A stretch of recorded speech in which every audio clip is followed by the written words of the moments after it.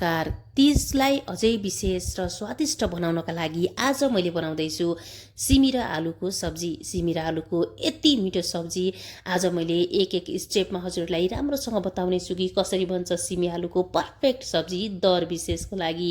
अब आज बनाउनको लागि मैले सिमी र आलुको सब्जी बनाउनका लागि एउटा कराईमा मैले 2 चम्चा जति तेल राखेँ। ठुलो चम्चाको 2 चम्चा तेल राखिसकेपछि थोरै यसमा मेथी राखेँ अनि जिरा राखेँ। त्यसपछि हल्का यसमा पिरो हुनको लागि चाहिँ मैले चाहिँ यसमा एउटा खुर्सानी राखेँ, थोरै अदुवा र लसुन राखेँ।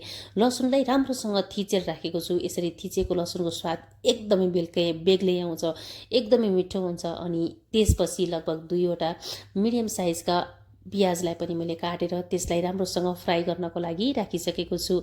अब यसरी राम्रोसँग यसलाई चाहिँ फ्राई गर्नको लागि मैले लगभग 1-2 मिनट यसलाई फ्राई गर्नेछु।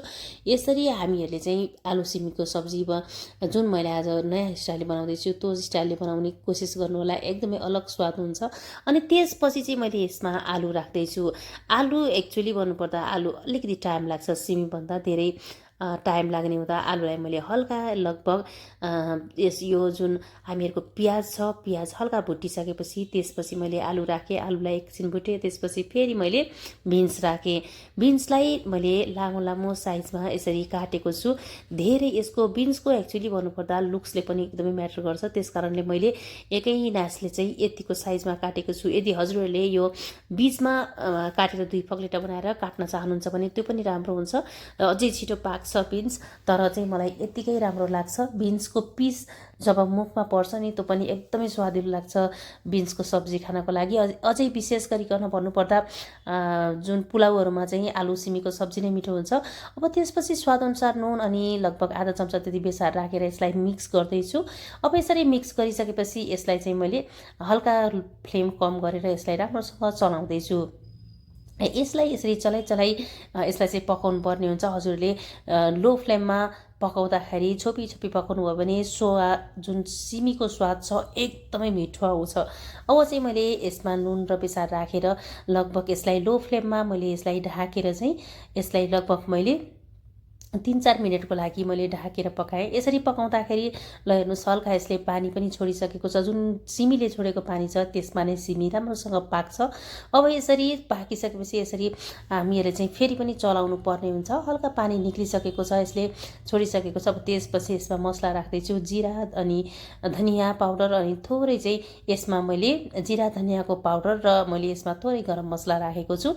गरम मसला एकदमै थोरै राखेको छु। धेरै गरम मसला राख्यो भने यो फ्रेस सब्जीमा धेरै गरम मसला राख्नुपर्ने जरुरत पर्दैन। मैले चाहिँ थोरै राखेको छु, यसमा धेरै नराख्नु होला। अब त्यसपछि यसलाई चाहिँ मैले एकै नासले यसरी चलाएँ।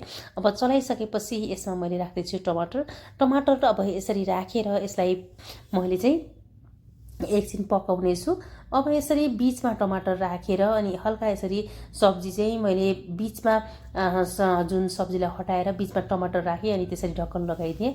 किनकि टमाटरले पानी छोडेपछि तल जल्नबाट बचाउँछ। यसलाई यो हरियो सब्जी हो, यसमा पानी राखेर पकाउनु भयो भने हजुरहरूको स्वाद एकदमै बिग्रिन्छ। त्यस कारणले चाहिँ पानी नराखिकन लो फ्लेममा पकाउनु पर्ने हुन्छ। जब सिमीले पानी छोड्यो त्यसपछि हल्का सिमीको पानीले चाहिँ पाक्यो, अनि त्यसपछि टमाटरको छोडेको पानीले, अनि त्यसपछि यसमा चाहिँ मिठो स्वाद आउँछ अनि राम्रोसँग पाक्छ पनि। मैले हजुरहरूलाई पहिले नै भने अहिले चाहिँ मैले थोरै गरम मसला मिसाएको छु। हेर्नुहोस् गरम मसला एकदमै कम मिसाएको छु। पहिला मैले धनियाँ पाउडर र मैले जिरा पाउडर मिसाएको थिएँ। धनियाँ पाउडर लगभग आधा चम्चाभन्दा बढी राखेको थिएँ अनि जिरा पाउडर चाहिँ आधा चम्चा जति राखेको थिएँ। त्यसपछि मैले थोरै आधा चम्चाभन्दा पनि कम मैले थोरै यसमा चाहिँ गरम मसला राखेँ अनि त्यसपछि फेरि राम्रोसँग चलाएर यसलाई छोपेँ मैले। अब यसरी गर्दाखेरि चाहिँ हामीहरूको यो सिमीको सब्जी यति टेस्टी हुन्छ। साँच्चै नै भन्नुपर्दा यो एकदमै मिठो बन्छ। मैले यसरी बनाएको सब्जी मलाई चाहिँ एकदमै टेस्टी लागेको थियो। हजुरहरूलाई कस्तो लाग्छ? मैले बनाएका रेसिपीहरू हजुरहरूलाई मन पर्छ भने प्लिज मेरो च्यानललाई लाइक सेयर अनि कमेन्ट गर्न चाहिँ नबिर्सनु होला। हजुरहरूको कमेन्ट मेरो लागि एकदमै प्रेरणा बन्नेछ नयाँ नयाँ भिडियो राख्नको लागि। आजको लागि आलु सिमीको रेसिपी चाहिँ यति नै। अब नयाँ नयाँ भिडियोका साथ भोलि पनि हजुरहरूसँग भेट हुनेछ। आजको लागि यति नै। Okay, by by.